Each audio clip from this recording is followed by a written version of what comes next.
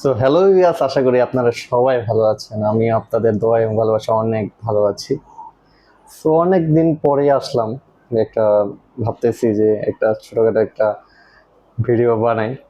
সবসময় আসলে বানানো হয় না, কারণ এখন বর্তমানে আমার দাদা বাড়িতে গিয়েছে, যিনি আমাদের যে মেইন কাজগুলো সামলাতো। যার কারণে উনি এখন অফিসে না থাকার কারণে বর্তমানে আমাদের অফিসের সব দায়িত্ব এখন আমাদের উপর।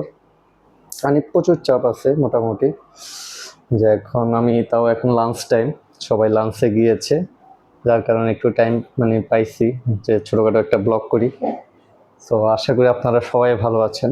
রেগুলার ভিডিও দিতে পারি না আসলে, ইচ্ছা করে সে সবসময় ছোটোখাটো একটা ভিডিও করে আপলোড করি, সবসময় করা পসিবল হয় না।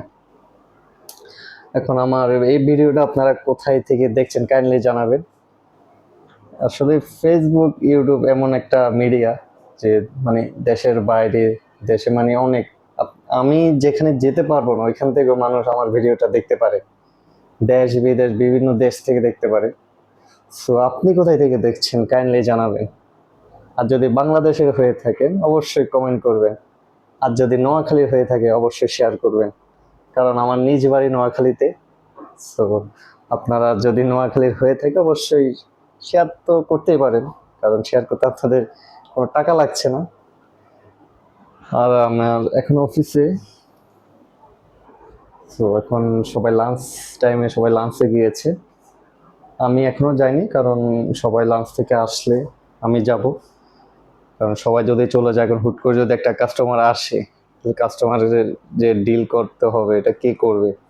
তাই আমি এখন বর্তমানে আছি অফিসে, মানে গেছে দুজন, ওরা আসলে দেন আমি যাব।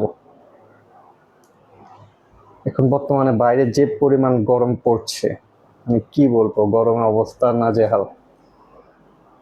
আর ঢাকার মধ্যে তো লোডশেডিং খুবই কম, ওই হিসেবে ভালোই, কিন্তু গ্রাম অঞ্চলে যে পরিমাণ লোডশেডিং, মানে অতিরিক্ত পরিমাণ।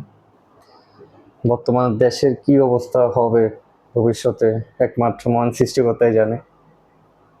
অবশ্যই অনেক ক্রিটিক্যাল পরিস্থিতি হতে পারে বর্তমানে যে পরিমাণ বিদ্যুৎ সংকট। তো সবাই ভালো থাকবেন, সুস্থ থাকবেন। আর কোথায় থেকে ভিডিওটা দেখছেন অবশ্যই কমেন্টে জানাবেন। দেখা হচ্ছে নেক্সট ব্লগে, সবাই ভালো থাকবেন।